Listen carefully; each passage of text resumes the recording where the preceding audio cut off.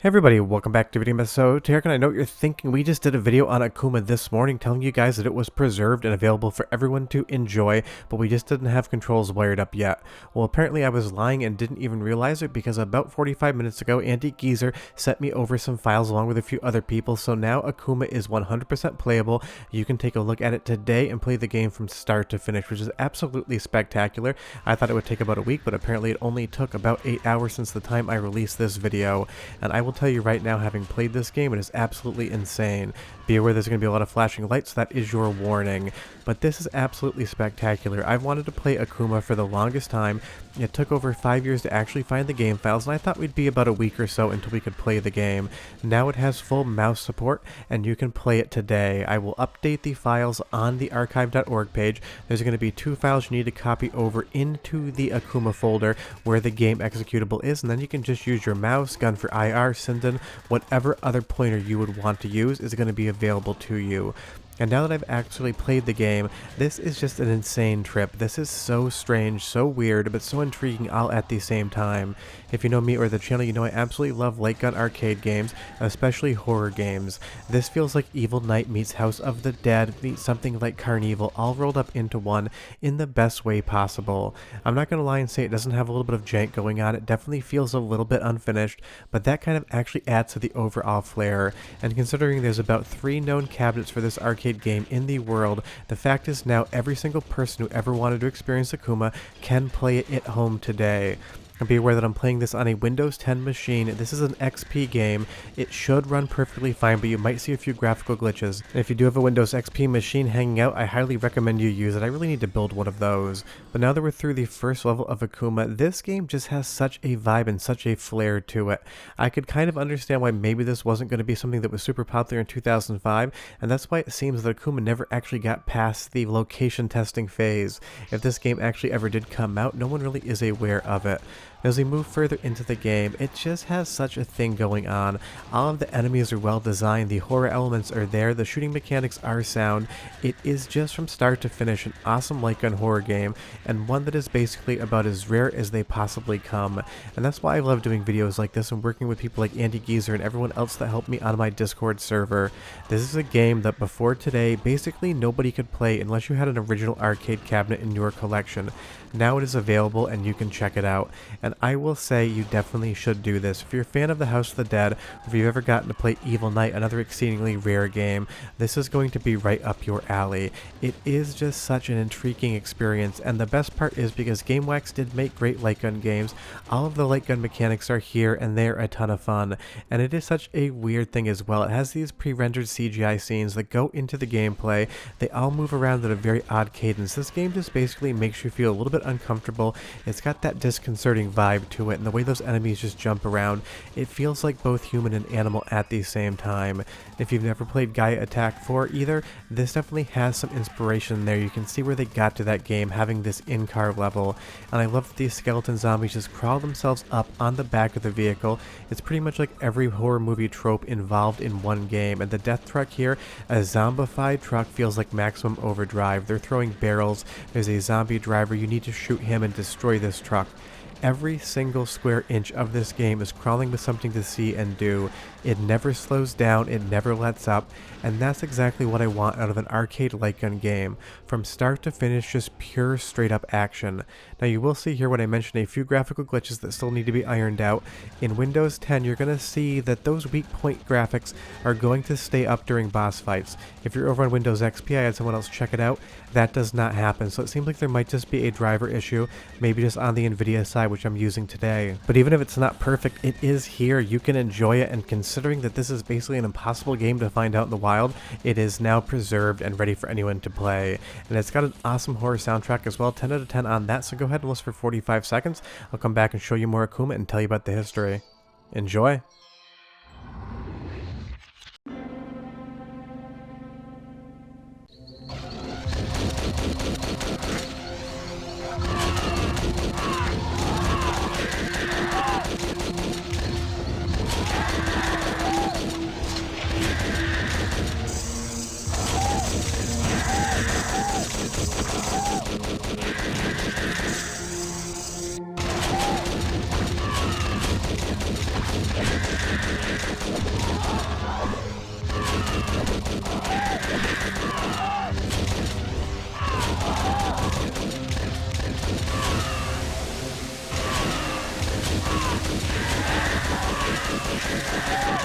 It's got such a weird, ominous, eerie soundtrack, and it's got a lot of environmental sound effects in there as well, which totally go together to make this weird cacophony of horror music that fits Akuma perfect.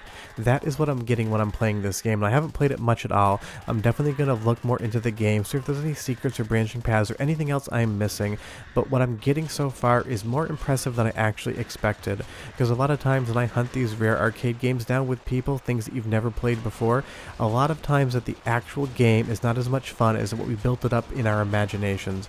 I will say, thankfully, Akuma has lived up to all of the hype that I built in my head. It is an awesome, weird, janky, horror-filled, arcade-like gun experience of the highest caliber.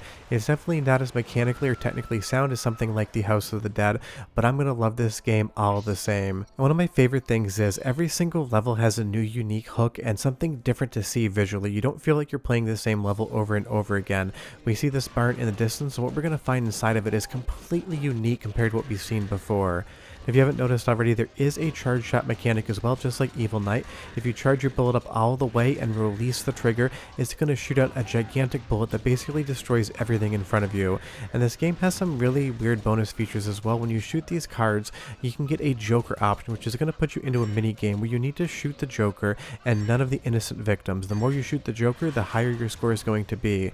And honestly, this game may very well have different hitting endings depending on your score. I'm just not sure yet. But you can literally take this biplane into the sky, go through these clouds, and start shooting all of these monsters. And if these graphics look a little bit strange, that's because the original arcade cabinet had a projector and a transparent screen as well, so you could actually have these things look like they were invisible and flying towards you all at the same time. And as we fly down into the city as well, this game just looks like nothing I've ever seen before, and honestly, any game that gives me a phantom helicopter filled with zombies to shoot is a 10 out of 10 in my book. Has some Silent Scope vibes here, and you're going to end up actually on the London Bridge as well in a certain area of the game.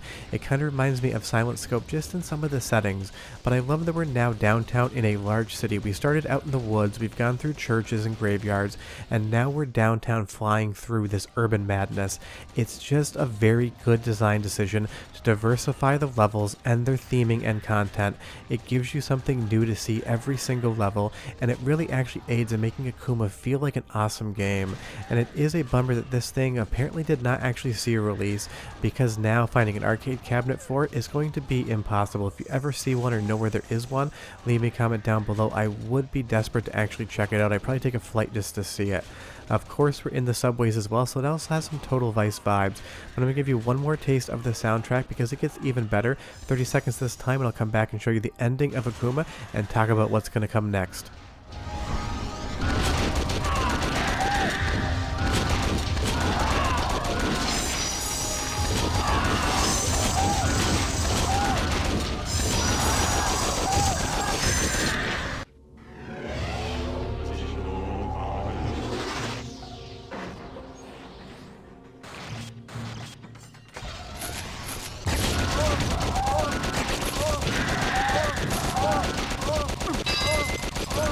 Awesome music, and the boss has big Cenobite vibes from Hellraiser, which really works as a design aspect.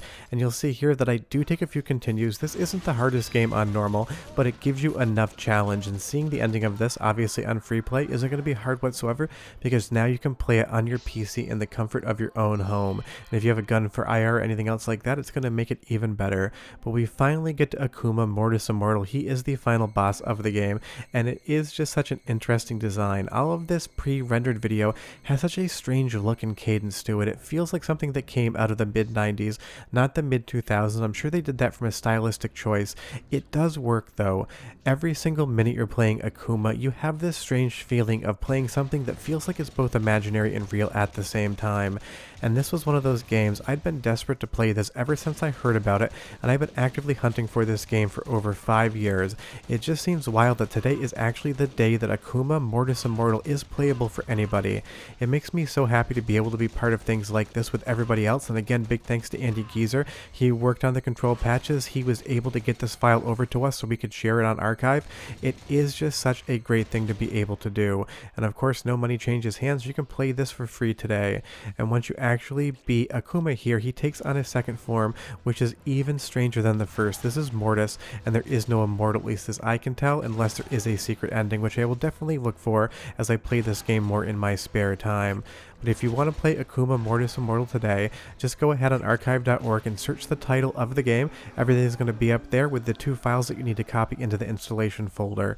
But we have beaten Akuma. I've waited so long to play this game. I'm so happy to be able to do so. I'm so happy I enjoyed it, and it's actually a fun game, and I'm extremely happy to be able to share it with anyone who wants to play. But short of that, I'll upload a long play of Akuma next week, but we are done, and I'm going to go play this game all over again outside of making a video. So happy this is here. Enjoy it. I hope we can do this again soon. I'll see you guys next time. Bye-bye.